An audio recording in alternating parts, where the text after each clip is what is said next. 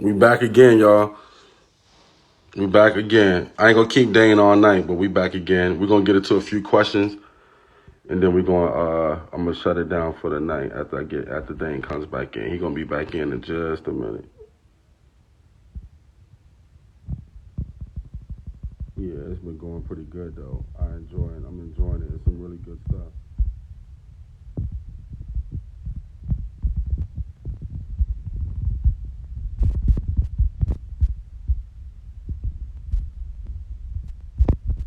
Dain is back in now. I'm about to add him back right now.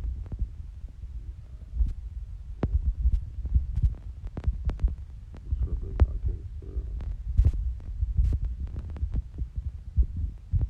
Alright, where Dain go? Here we go. Yeah, we back.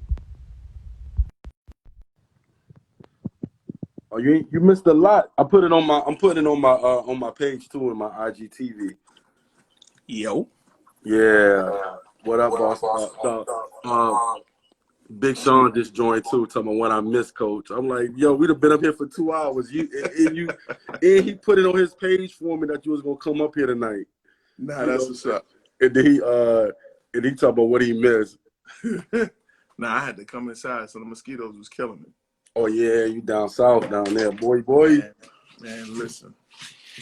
But I told the people a minute ago we're gonna I'm gonna open it up for them. Mm-hmm. You know what I'm saying? If they got some questions. Yeah, Mac. Mac is my guy. You met Mac with me a lot. He coached me. He been coaching with me for like 7 years. So You you know said there's Mac no people. Can you hear somebody. me? No, I can hear you. I don't know if No they can hear me. sound. Can y'all hear me now? Yo. Yo, Dane, can you hear me? I can hear you. Can y'all hear me? I'm doing. Oh yeah, they can hear me now. Okay, good. I might have been covering it myself again. I'm new to IG. I'm not. You know what I'm saying? I ain't an old head, but I'm kind of new to the live and all that though. My man CJ is tapped in. He's a assistant coach at Norfolk State. Okay. Another Yeah, HBCU. CJ will tell you something. Like I've taken it in my support of HBCUs for sure. Like they'll tell you and they'll know. Like I want to see dudes win, and I want to see dudes be in a space to compete and get stuff done. So if I can help, because guess what? I know probably a lot of those machines are not going to help them. You know what I'm saying? Your 24/7s of the world. Mm-hmm. You know, your different big machines feel they're, number one, they probably don't feel they have any allegiance or reasoning to help a HBCU. I feel the other way, but that's their feeling, their opinion, and they have a right to that. But I'm just different. So Yep. And then Chris is tapped in too. We got Chris on. Chris yeah, I Young saw that. from Chris been on the whole Leicester. time. Yeah, I thought he was on the whole time. My man Dante. Mm-hmm. Dante Henderson, he's Dream Chasers United. He coaches our eighth grade group. Really good group. Really good coach too. Mm-hmm. Yeah, CJ. Dane been dropping a lot of jewels, and I'm putting them on my page too. I'm putting the lives on my page. I'm gonna save it. I'm starting a series Okay. on it. I'm just gonna call it B-Ball Talk with Coach B. So I'm gonna do this stuff here. Like me and you talked last night. I think I'm gonna do my player interviews up here when I interview my guys. Man, do that Bring them shit, over here man. too. Do that shit because at the end of the day, too, man, like, again, our culture is just so powerful. Like, Mm-hmm. there are things that you could probably sit down and get done that those average machines can't get done. And Mm-hmm. you see situations where, um, because there's no governing body to social media, Mm-hmm. those machines are stealing. Like, Word.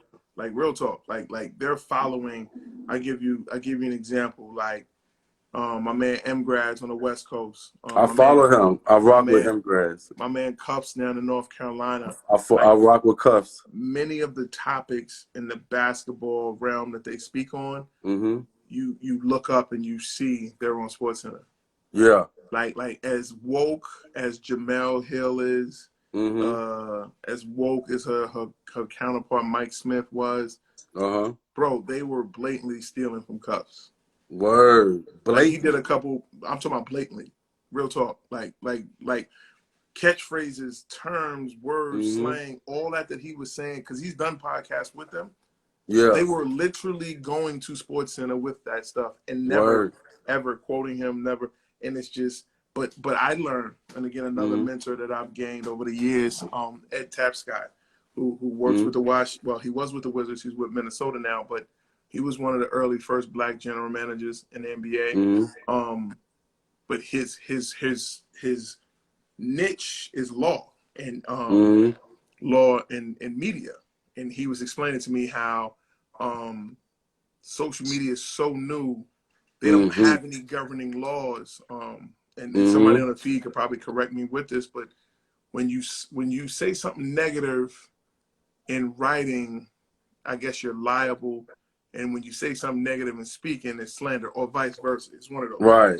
Whatever. I've heard that before. Yeah. But in social media, you can go to social media Just say whatever. and go, like, social media is almost like Wikipedia. You know how certain teachers don't respect Wikipedia. It's not a proven source. TMZ, it's not a proven source. Like with social media, it's the same way though. So like, even though people may say stuff that are false or true, you got machines that, well, if BI Report said or Rod said, it don't mean nothing. But if ESPN says it, mean a lot. Take it to a whole nother sphere. So it's one of them that you. It's wild, dog, because like I caught on to grads from your Twitter, and then you know, me and him just started, you know, vibing because I started commenting on the stuff. He followed me back, and my old page got deleted because I was playing like highlight videos with music, so they canceled me out. So him and also Cuff, I got onto Cuff from your page, and then we started vibing on our own. So it was weird. So the stuff that you saying, I was hearing them say that both of their stuff on Sports Center, right? I was Shout out to my young him. man Chuck at Elon, by the way. My man Chuck just Oh, tapped what in. up? Thanks for tapping in too. I was DMing Cuffs. I wish he would tap in because they both follow me on here too. But I was DMing Cuffs and Mgraz on Twitter like, yo. And I was new, but I guess they had already been going through it already. But it was really blowing my head off. Like, yo, they really saying, they really quoting exact what he said. Yeah. Like people don't want to admit it. Like the whole flourish tag, like the flourish tag. Like Cuffs is clearly like he was the only one, you know, using that slang. Shout out to my man Taj in New World. Taj, that's my guy. That's family right there too. My homegirl Vashawn, she just checked in. That's what's up. It's like weird, dog. You know what I'm saying? Like I was when I looked at their followers, they was already kind of big on Twitter, what they did or whatever. So I guess they was already used to it, like, you know, them stealing their stuff. Yeah, but it gets old. It gets old. So like my man Mgraz, he broke the story about Melo getting released by the Rockets. I ain't gonna say who told him, but he broke the story, and the media, it was like they could not let him be the source of breaking that. But they did, like they literally strung it out and all of this, but he had been said it, like he said it. I'm talking about like a month before it happened. He did. A month. You know what I'm saying? And it's just but again, it's their way of continuing to control the narrative, and that's why I keep saying, yo, we got enough basketball players, we got enough coaches. We need more people in the media. We need more people in those booths. We need more director of scouting. We need more, you know, director of college and pro scouting. We need more people in those realms because there are brothers out there that know what they're doing. Yeah. You can't tell me that, you know, all the year Joe Smith was a #1 pick. Joe Smith don't have something to offer. Right. His own experience, like everyone can't say there was a #1 pick. They can't. And he played in the league, like he probably had a 10+ year career in the league. Easy. Probably more than that. But still my point, like there's so many that has so much to give. And I think our younger generation too needs to understand, yo, if you didn't make it, there's no reason to feel bitter or feel a way about it. At the same time, like you have to move forward. You have to move forward and figure out how can I help. So, you know, you take what was Boo's nephew name? Troy went like Troy. You had a great run, top 50 player coming out of high school. Cat Barber, McDonald American, all those guys. They from the area. but Mm-hmm. and they're probably still playing, which is cool. Mm-hmm. But at some point, they have to start thinking about their existence after the game and what Mm. can they give back, and being different too. Not just, well, I'm gonna go work at Bull, like, and that's Mm-hmm. cool, but like try to you guys were different. Like try to do Yeah. something else, because again, we got coaches. Oh, Like they saying Joe was closer to 15 years. Yeah, I see that. that's even better. He's Maury's finest. It's funny. My senior year at McClancy, we came down to Virginia. We played against Maury too. Mm-hmm. And we played him at this event out there in was it Virginia Beach? It wasn't Portsmouth. Was it Portsmouth? Or Virginia? No, it wasn't Portsmouth. It was Virginia Beach. Mm-hmm. But I forgot the name of that joint. But yeah, like we just as a culture, man. Like again, Chad tapped in too. Dain Chad Bagel. the time that we're in as a culture and what we're going through, we have to find ways to pull together, because if it's not COVID, it's not how we're being handled by the police and authorities, like, then what is it? Let's find a way to work together on a high school level, grassroots level, collegiate level, to have some type of sanity, some type of understanding of where we're going. Chad, what up? What up, Mr. What's up, Mr. Babel? You see Chad in the chat, Dain? Yeah, I see. I just tapped in. But yeah, nah, that's real good stuff though, yo. No, real good stuff there. So yeah, like with the COVID and all that, has that slowed down anything with the I mean, I know you can't go out and scout really, you know what I mean, but has it slowed down your conversations with university about kids? Because I think now more universities more than ever, they have to have, like, who are we contacting. So like earlier on our first segment, we talked about sophomores being contacted on June 15th. Well, because they didn't see him on the road and no one's coming on campus, some schools, they're looking around like, yo, who do I, where do I go? So now, again, this is where a scouting service and recruiting service, this is where a recruiting service may actually flourish, because now they can go and say, yo, this kid is getting recruited by XYZ, yada, yada, yada. You might want to reach out to him. Right. But then you still need to have the wherewithal to know, well, just because Rice, TCU, and Baylor are potentially recruiting this kid, how do you know he can play at Virginia? How do you know he can play at North Carolina if you don't understand basketball? But I just think the sharing of information is needed at the utmost, as well as film. It's not just seeing dudes in the gym. It's having the proper context. Who am I starting these relationships with, to know who do I need to contact? Because you could be contacting the wrong person. You can be going down a wrong foxhole, and then you get to a space where you could have been recruiting this other kid, but meanwhile you put so much time into this kid. So, and I think, being honest with you, even bringing it back to the Tidewater area, that's like the situation with kind of with Matt Coleman, right? With Shaka at Texas. Like, they spent so much time with him. It's widely known, like, Trae Young wanted to go to Texas. Word. But in Shaka's eyes, he's like, but I've been going down the road with Matt since we was at VCU. I know people. He recruited him as an 8th grader. This is what I'm saying. So, I mean, some people may feel that he dropped the ball on that, but you almost gotta salute Shaka's loyalty to saying, nah, I'm gonna stand by my guy, which he has. I've heard his rumblings. Oh, Shaka didn't do this, he didn't do that. Matt has been a 4-year starter, man. 4-year starter. Like, a lot of people can't say that. While it probably did not go the way they probably wanted, Matt has a lifelong list of relationships he's built in Austin. He will be remembered when he leaves, but to be a 4-year college starter, you can't walk away feeling a way about that. Because like you said it earlier, not a lot of freshmen play. This dude was starting for 4 years. Starting for 4 years. That's all. Like somebody just said, 30 minutes a game. So it's hard. It's hard for anyone to say, man, Shaka jerk Matt. How? And it's no slight to Matt, but like, no, like, he's been given every ample opportunity for 4 years. It's a blessing in itself. And again, that's a situation where Shaka went so long with that he didn't want to bail on that to go after Trae Young, where he probably could have or he couldn't have gotten a kid, but he stayed home. So it is what it is. Yeah, he And did. they're He gonna stayed be home. they're gonna be really good next year. They're real talk, maybe one of the Big 12 favorites, and I'm kind of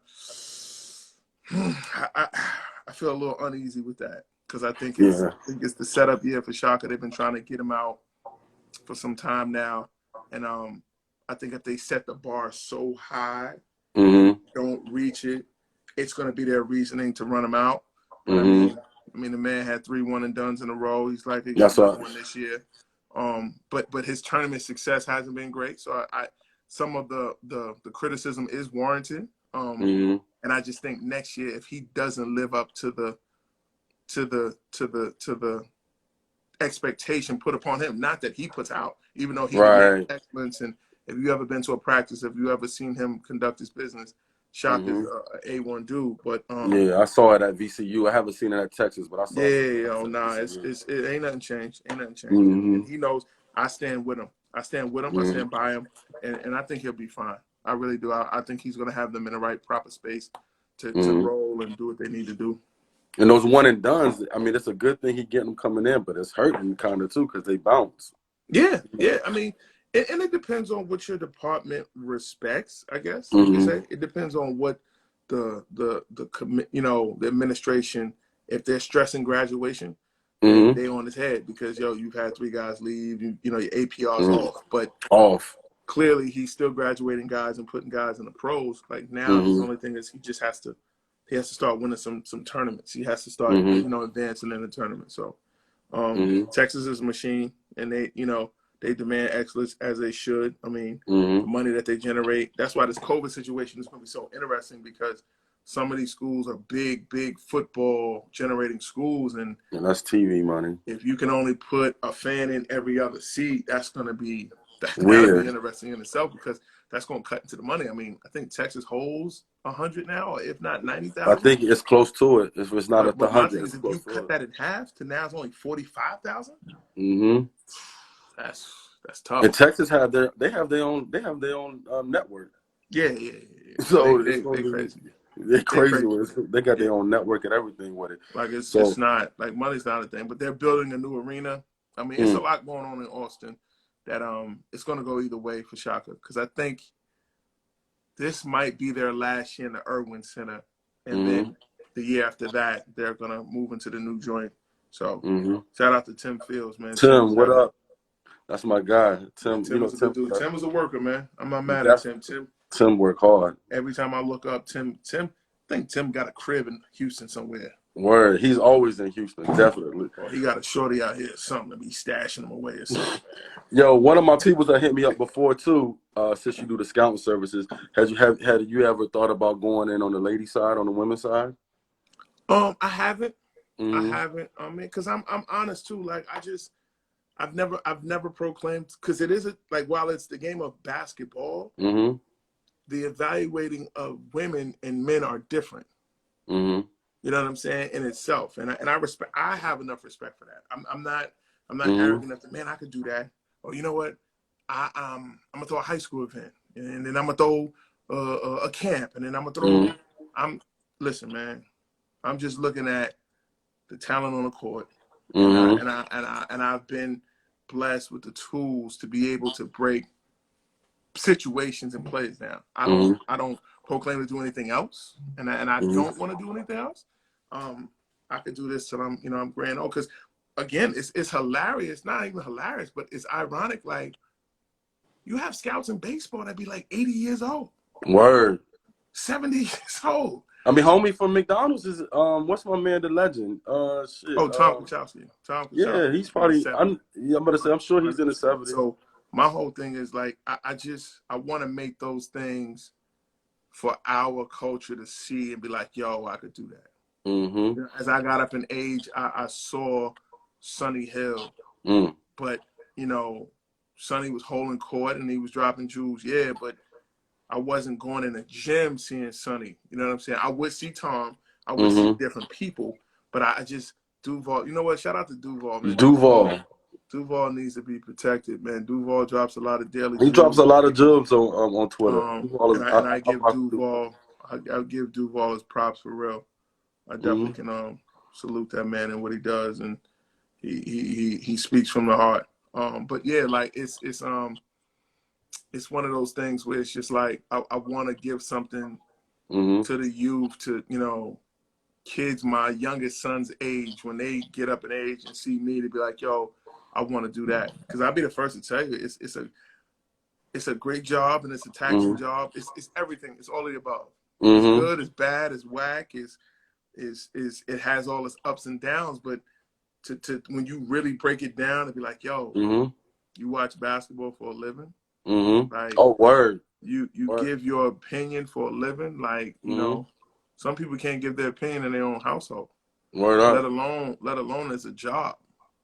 Somebody, I did like an interview for a podcast this past Saturday.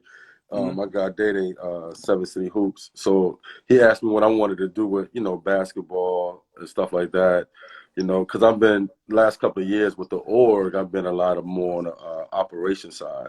Like I'm not coaching 15s this year. I'm doing a lot of org stuff. I'm saying I'm going up to 17s with Boo. And I was saying, I was like, if I may have got into this lane earlier, you know what I mean? I might have tried to coach college ball. I think I could have probably did that.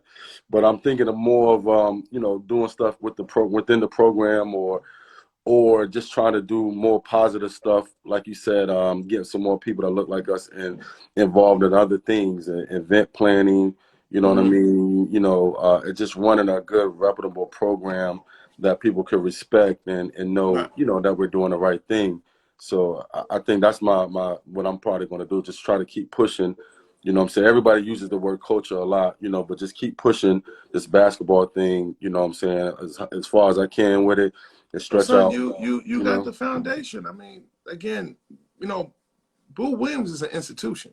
It's not just a program. It's something that has stood the test of time. It's got to be pushing 40 years.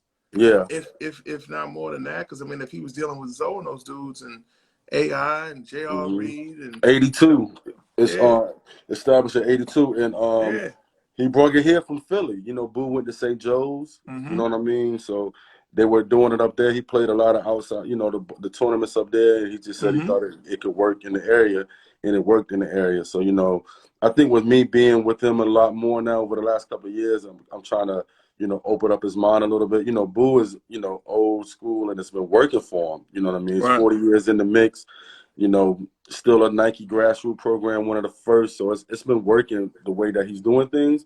But we're just trying to tap into a little bit more, like with the internet, social media, branding of the program a little bit more, because these kids coming up now, what is it? It's 2020. Some of these kids were probably born in 2000 and, what I'm saying, 2000 and what, some of they 18. So, what I mean, they've been born. So they don't care about those guys, you know what I mean? Like the older guys that played in the org and stuff like that. So we want to we got to reinvent ourselves. Like he reinvented the org when he added the girls program 17 years ago. Yeah. You know what I mean? But It kind of made the org go crazy.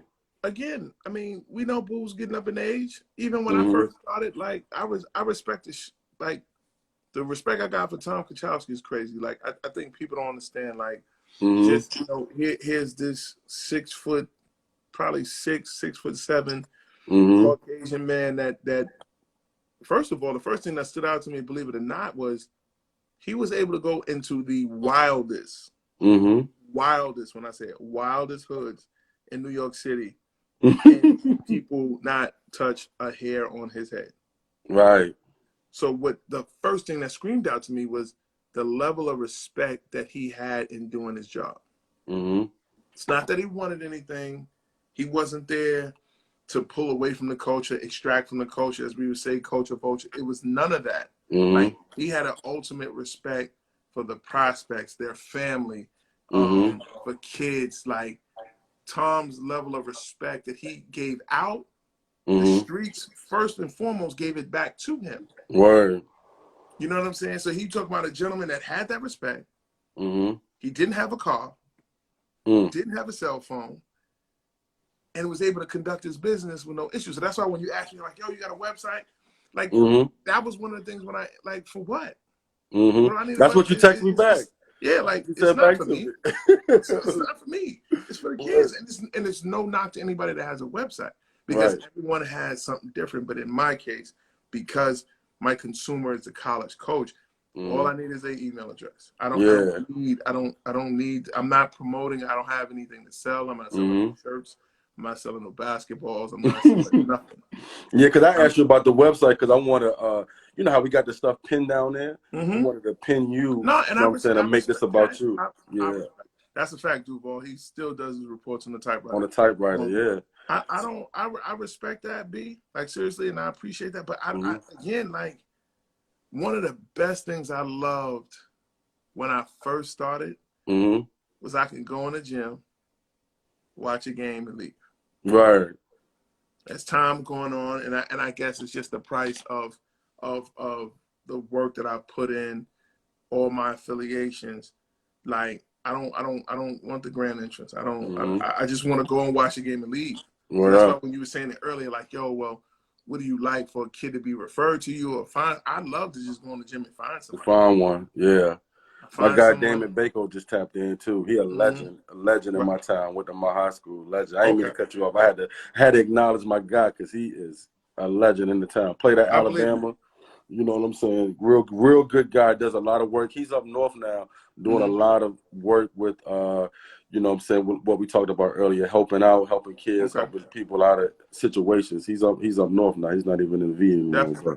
Salute to him. So like prime example this weekend, like John Lucas had a kid in from El Paso, Texas. And again, the one thing I can honestly, I might, this may be the one arrogant thing I say on this whole call is that like New Yorkers know people everywhere, and we have a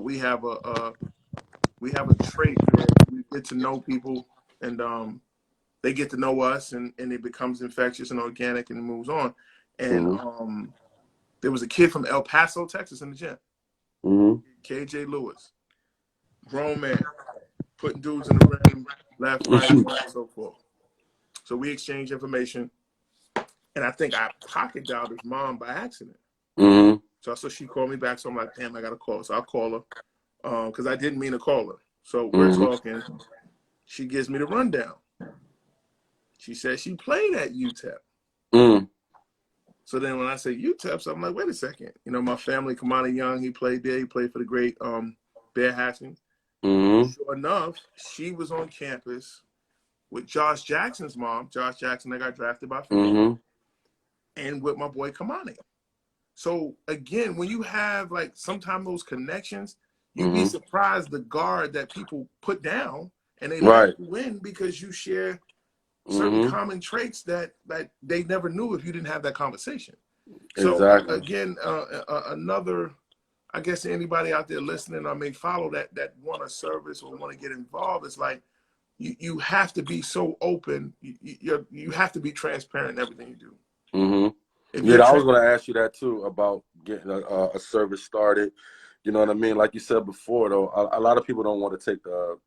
I mean, they may see what you do now, and they see, you know, the kind of, you know, you're at the Jordan Brand games, you're at the McDonald's games, you know, your EYBL VIP, but they might not understand like the grind that you put in, like putting your own money down to travel to events or, you know what I'm saying, to college gyms. I mean, excuse me, or high school gyms to see kids, you know, to do their thing or whatever. So it's just I just think, you know, if you put something into it, I think you get things out No of it. question. You know what I But mean? I just I'm a think firm believer. you can't approach it solely on money though. You Mm-hmm. can't approach it just like I want to get paid. If you're approaching it and this is what you want to do, then do it and you will be successful. But if you try to approach it on some old, well, I need to get this and to do that, like, nah, because in the industry, like people see you coming a mile away. They could tell by your work. They could tell by what you're giving them.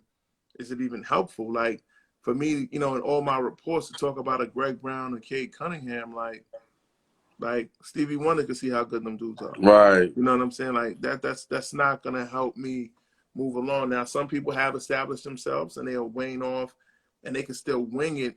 But I take pride in what I'm doing in the sense of not being redundant and trying to speak on things that they can possibly do. like I said, my young fella, he just tapped in. Yeah, I see a lot of Deontay people tap George. in. I appreciate them tapping in too, for sure. He's pretty good at basketball, they say. Well, he's still in high school. That's the kid that you said still playing, right? Yeah. He's a sophomore. He's a sophomore. Oh, He's, okay, super. So I'll see him for sure. Then I know I'll see him for You would have sure. saw him this year. Yeah. He's going to the high school in Louisville, Texas, which is like right outside of Dallas. But he's got a chance to have a bright future. He just got to keep working.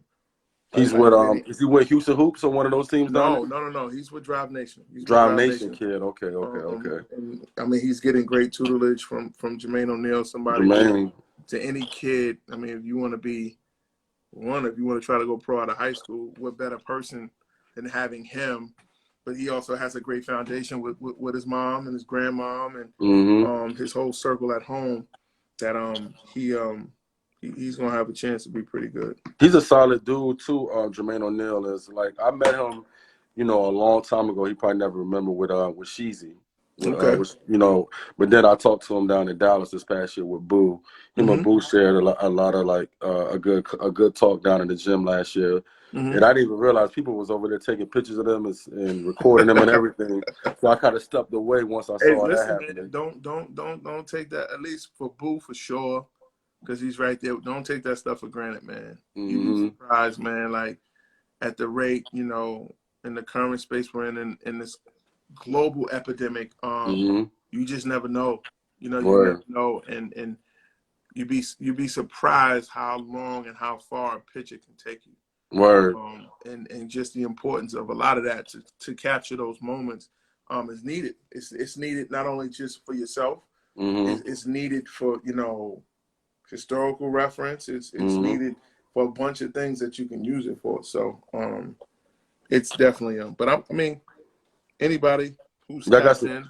If y'all tapping in, y'all got questions too, shoot them in there, because I definitely said that I was going to use a lot more of this part of it for y'all to ask some questions too, because I had some more. But with I'm saying, with your platform being a reputable platform like it is, was it a hard decision for you to start messing with the EYBL, or did you have something that just fell in your lap kind of? No. It was a situation that it organically happened. Our overall director of North America, Nico Harrison, I met him way back. Shout out to my man Norris Fletcher. Yeah, he's a cat, man. He went to one of the original renegade schools, Redemption Christian Academy. People don't know about that. They don't know them Redemption days, Norris. Dog, Oak Hill, is that school still around? Because I think Oak Hill played the Redemption. I saw it on the schedule when I was going to check in. They definitely still around. Okay. Actually, they bought. So Northfield Mount Hermon had two campuses. They bought the other campus. Okay. The Massey family, and it's crazy too, because again, we went into the whole black owned and supporting our own. Like John Massey has ran school's all black. It's his family. It's his in-laws. He has legendary baked goods that he still sells to this day. That's had him up and running 25 years. Easy. Maybe 30 years. My brother graduated from Redemption in 1994, 93. So Redemption's been going around for a long, long time. And shout out to and I mean, he's had some legendary guys. I mean, Lamar Odom went there. Mike James went there. I think Rafa went there for like a week. He was a UNLV great. He went there. Suleiman Wayne, he was a UConn legend. He went there. Norris Fletcher and his brother, they went there. My man Pop, God bless the dead. My man George Brown, he went there. Mike Estevez. Victor Page. Victor Page went there? Wow. Victor Page went there for a little while. I'm trying to think who else went there that was a player. Like, they had some dudes come through there. That's a fact. You know what I'm saying? They had Kerry Thompson. Yep. Kerry Thompson. Okay. So it was some dudes. Matter of fact, losing Isaiah, my man Isaiah. Redemption Christian. I forgot. Yep. Duval is from up there. Duval's from Jersey, right? I think Duval, you from Jersey. Yeah. Redemption was in Troy, New York. But one of the original prep schools. I mean, before the Mount Zions, before you know, quality education, which all those spots are great spots. But oh yeah, quality. They just got a new coach. I just saw that on Twitter. did they Where really? you talk about quality down south. Mm-hmm. Yeah. They just got a new coach. I forgot his name, but he just came from another program where he won like 6 titles or something like that. So I Shout out guess to it's my gonna man. I wish I gotta get my man Don DeMarco. I know him as Dad. Y'all call him DJ Don DeMarco. He dropped all the bombs at the be. battle raps, and I'm super duper proud of my man. Like he was a hooper. That's a fact. Mm-hmm. And the fact that he has something that the culture he has his stamp. Mm-hmm. I wish they had it. Dad, we got to find a way to get your stamp on social media as a sound effect for real.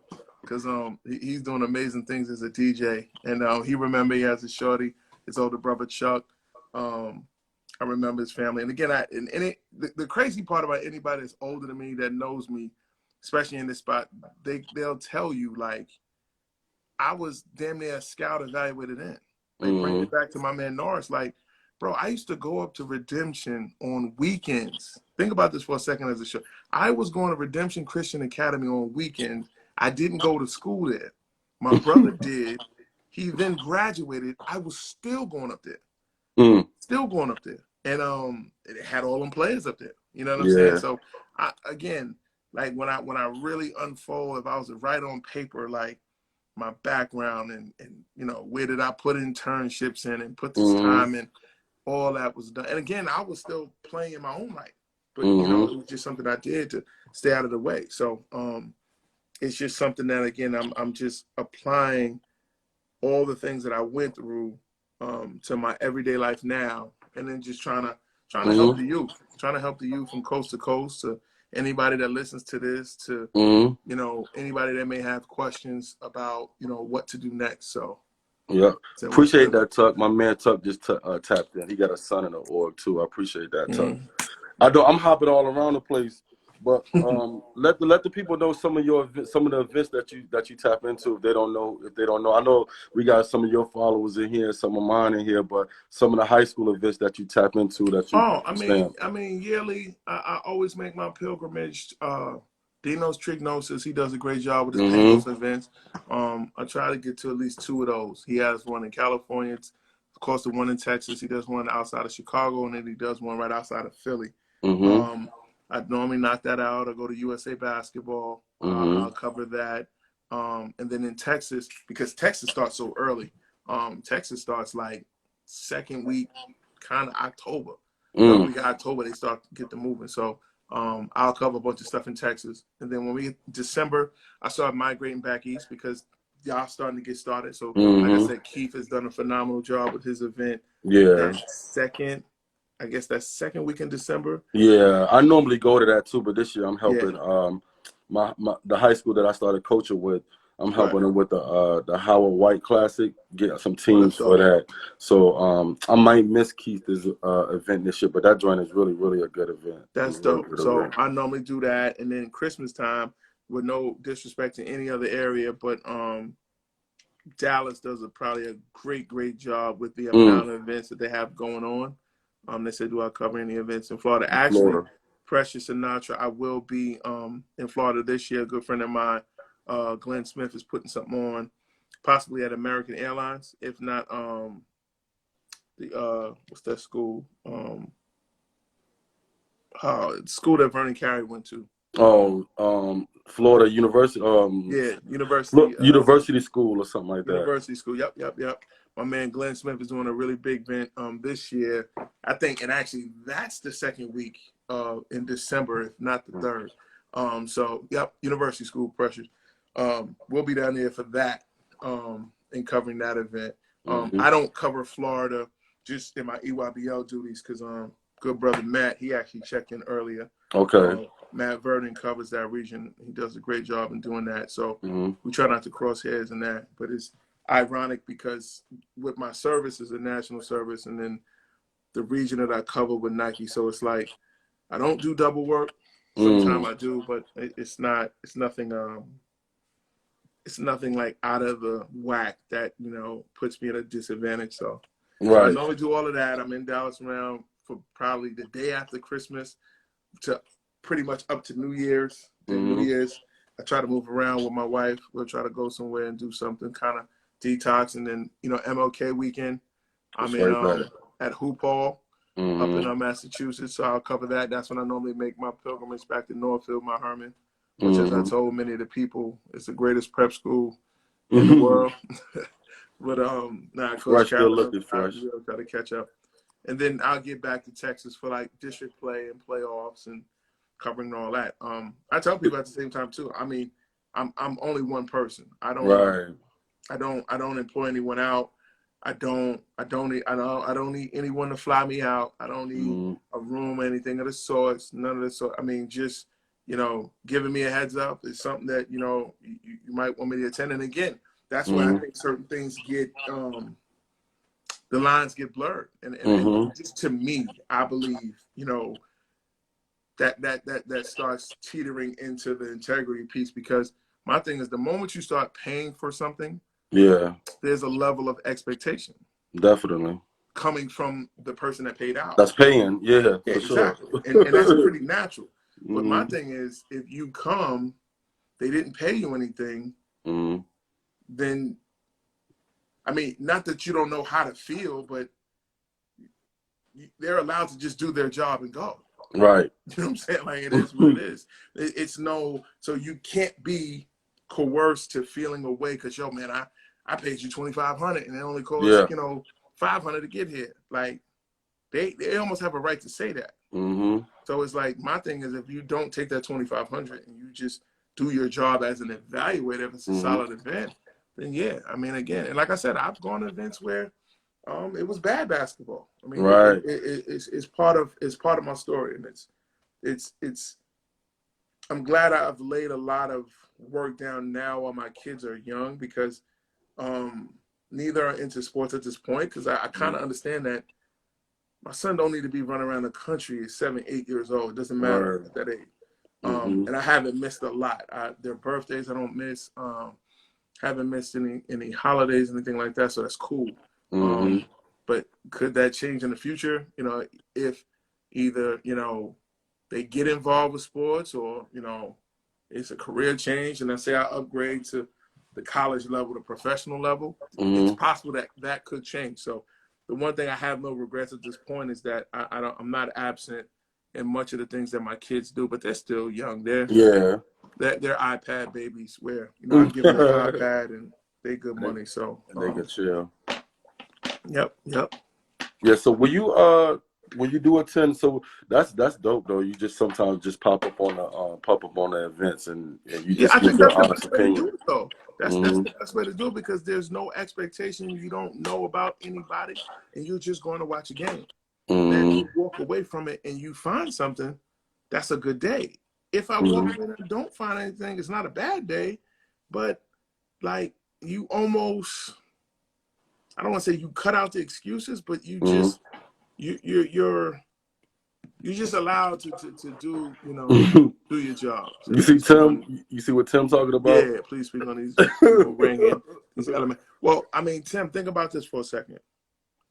It's amazing how many of the talking heads swear that so much is being generated at the high school level from a ranking and from a high school perspective. But to be quite honest, when you look at it, more money is probably spent in that middle school area. Like it's not even close. And to be quite honest, it don't matter, because just because Lil Johnny is the #1 fifth grader, and I hate using the name Lil Johnny, because I know Lil Johnny's been used in more scenarios. Right. Johnny probably ready to jump off the bridge. Man, Lil Johnny going to see a therapist right now. But Lil Johnny, him being the top fifth grader, it has no bearing on the 8th grade. It's not going to matter. Like, someone asked me the other day, who was the last #1 8th grader that was the #1 senior? I think it was like even in a Monty Bates situation, like, you know, who was it? And you'd be surprised, like, some of the guys, when you look back historically, which I had nothing to do with, but just look back and knowing the facts, like, they weren't that. But there are very few, as they would say, that ran the tape of, you know, #1 8th grader, #1 senior. Like Kenny Anderson did it. And you talking about he was in the class with Shaquille O'Neal. Shout out to my man Jeff Webster from Pro Skills. Marvin Bagley did it too. I didn't. He may have. I can't remember. Well, you got to remember too. He reclassed up. So he did come up. Yeah. He might have been it coming out of the 8th grade, but I don't know. No, you know what? He wasn't. Because Cody Riley was. Cody Riley, wow. People were screaming about Cody Riley was. So it's like. Yeah, somebody said Marbury was close. He might have been close for that.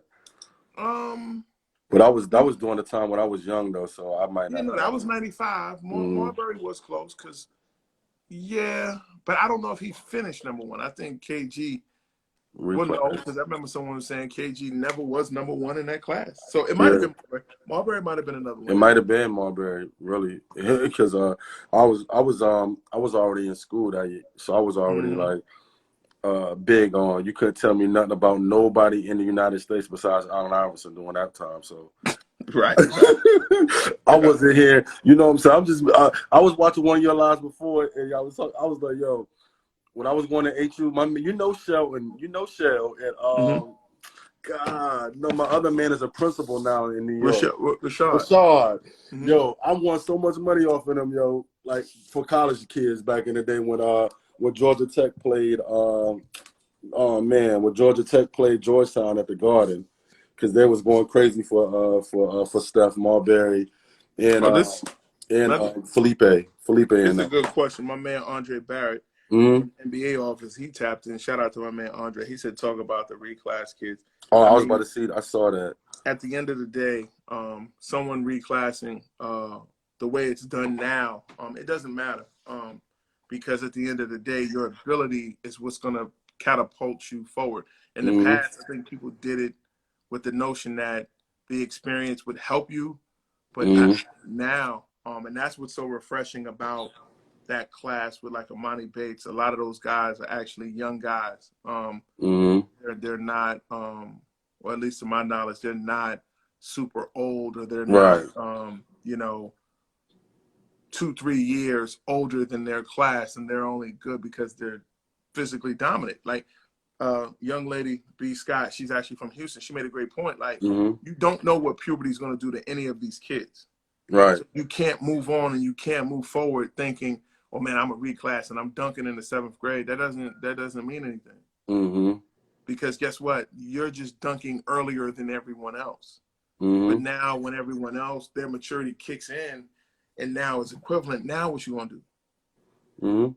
Now you was 6'3" dunking in the 7th grade, and case in point, when I was in the 7th grade, I was like 5'6", 5'7".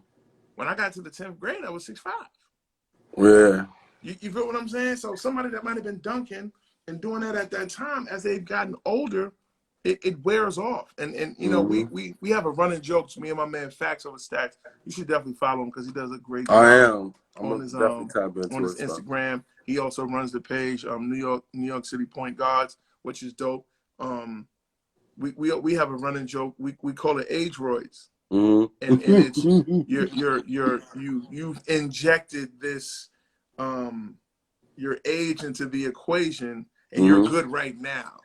But you rarely see a lot of those guys with age roids go on to be great, you know, when they get older.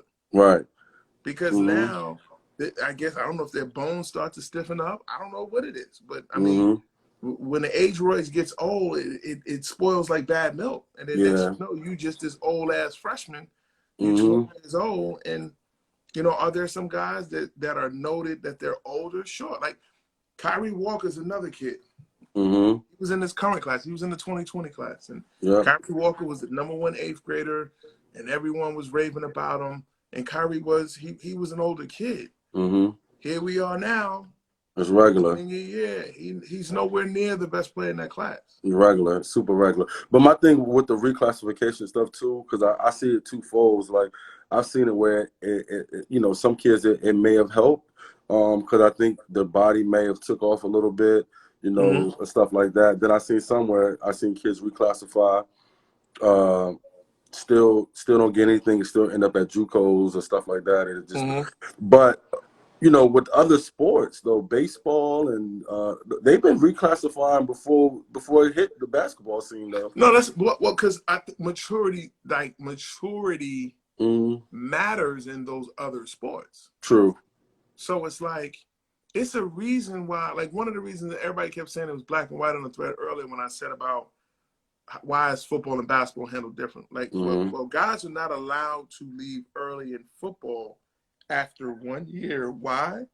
Because if you're 17 years old, you as an 18-year-old cannot go in the NFL and deal with Alden Smith. Nah. You can't deal with the great Lawrence Taylors of the world. They would kill you. Kill you. Yeah, break you in half. You understand what I'm saying? So now when you reclass someone and now they're older, they can possibly now leave earlier because they're already older and they're gonna die. Like you said, there are some pluses with reclassing. Right. Like you may put up extraordinary numbers because you're thinking at a different mental and a different level. But as someone said on the feed, your ceiling as a player may not be as high. You rarely like here's almost a look into the coded language you see on television, especially in the basketball world. I see your question, Mike. I'm gonna get to it after Dain get done with this. I got you. You hear people talk about, well, he doesn't have a high ceiling. Why? They're probably either a 4-year guy from college and they don't think they have anything, or they may be an older player. So that's some of the coded language that you see some of these broadcasters and people that do their homework, they do their background check on these people, and they say, wait a minute, he a 21-year-old freshman. What are you talking about? Word. And then they start putting 2 and 2 together. Oh, okay. Cool. Reclassed in with the prep school. Exactly. Reclassed, sat out a year, did a medical red shirt, and then boom. So it has its perks, and you could get your quote unquote shit off if you reclass. But for the long term, I mean, at the end of the day, Devin Booker's going into his 5th year in the NBA. He's like 23, and he'll be 23 years old. Word. So that ain't got nothing to do with him being older at all. He's good. Good as hell, yeah. You know what I'm saying? And I guarantee you, and I'm gonna let you get to your man. I guarantee you, Devin had some people in his class that telling at the time they was reclassing, they was older. So right. So he asked about AAU stuff, about why do AAU coaches don't force kids to work on their weaknesses during the AAU season? Because I think the AAU culture and world is predicated off wins and losses. Yeah. Your man Facts Over Stats just said that. It's just like college coaching. And this is another thing that I've been chewing on lately for all the aspiring coaches out there. All 3 are great friends of mine. They're doing a tremendous job with their programs. They're quote unquote building a culture as they should. And that's Shaka Smart, that's Mike Boynton, and that's Conzo Martin. Oklahoma State, Missouri, Texas. Texas, yeah. They're not judged off building culture. They're judged off of winning basketball games. Yeah. A coach that's familiar with the Tidewater area, I'm gonna leave his name, but you probably could fill in the blank. Was implicated in the whole FBI move and how that went, and no charges came of it. Fast forward, ESPN does a list of the top 40 coaches under 40. And he's one of the top 5 coaches on the list. To any cut. Oh, world. My dog bugging out. So what going back to that coach, if you was just implicated in something, you were able to survive it. Now a major media outlet like ESPN turns around and they say you're one of the top 40 coaches under 40. You're one of the top 5 coaches under 40 in the business. What do you think that tells every young coach out there? If you want, basically, if you never mind winning building a culture. Right. Shaka's been on a hot seat every year. People trying to mention that with with Mike. They're trying to mention that with Konzo. Right. Never mind the men that they're building and the future leaders that they're building. They don't care Oh, about yeah. that. Not at all.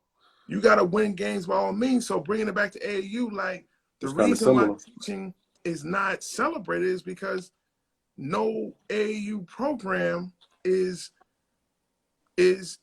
praised by the better players that they make, the fundamentally sound players they make, to be equivalent to building a culture. Yeah. Like certain coaches that are known for they get guys better. So are you winning? Are you winning? Because if you're a brand AAU program, if you Nike, Adidas, or UA, you better win so you can get that check to pay for everything that y'all got to do. Like, well, no, you know, I mean it's more than just that. That's kind of like a misnomer too. I don't it's not like just a check to pay for everything. Because at the end of the day, all these programs they have active businesses in which right. they can survive. It's not about that, but to the point, a lot of those teams would not be on the platform if they were not winning. Right. You know what I'm saying? Like again, like us, we wouldn't be around if we wasn't winning so long. You can't be around on anyone's platform if in the last 10 years you've won 9 games. Yeah. Nah. There's just it's not. It's just not gonna work. And I think also too with high level AAU, like I mean, when I coach 15s, we practice more than I can say that we'll probably practice with 17. Because 17s, we're gonna have kids from out of state, different areas, and I think it's kind of hard to develop.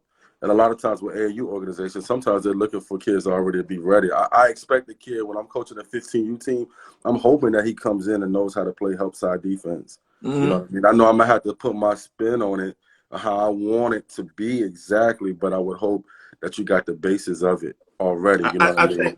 I think so. Prime example. I think one of the reasons why people can feel how they want about Keith Stevens, I think one of the reasons why he's pretty much the bar on all platforms. I don't care what platform you are.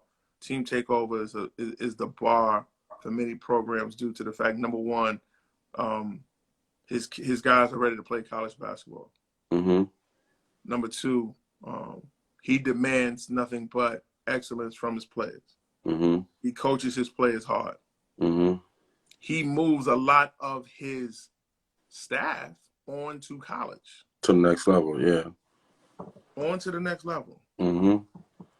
All of those things that he does as a program add to the fact that he is successful and he does win. Is why I kind of stand on that topic. Because had he did all those things but he was not winning, no one would care. It wouldn't have mattered. Yeah, it wouldn't have mattered. You're right about that. It wouldn't have mattered. Because there are a lot of programs that put guys in college, sure. But what they do. But you know what I think? My man just tapped into that. He said they practice. I think, too, because that area is rich with kids, too, with talent, they do see their kids more often than a lot of other areas. 100%. That was, and I left that part out, too. That is definitely important. The fact that DMV circumference that he pretty much dominates, he has those kids right there. But it's different if, like, wasn't JJ Redick from like Roanoke? He was from yeah, it is Roanoke. Yeah, so him being up in Roanoke playing with Boo, it's not it's not typical that he's gonna be at every practice. Right. We're not gonna get him during the week. We only get him on a weekend. Weekends. That's hard. If Big Moses, God bless the dead with him, if Moses was of this era, if Moses was of this era and he's in Petersburg, like, and JJ's in Roanoke, but we got Zoe and we got AI in Boo's area, like, it's hard. This is hard. But the fact that Keith got all of that in a probably 30-mile radius, man, that's huge. It's huge. That's huge. Yeah, because that's like if more people can get back to that, and again, he gets in the gym. Yeah, he's developing his kids. He's getting his kids better, and I think that's why his relationships with all his kids, it's a seamless transition to regardless where they go from middle school to high school, to the Mm-hmm. grassroots, to college, to the pros, it always remains transparent with his kids. Yeah, Duval said he get those kids, and the staff gets the kids in the lab early, and they get groomed early. So I was just on a Zoom call with a couple of my guys. One of them was tapped in. Two of them, both of them tapped in. We were talking about that, getting back down to our grassroots level, and just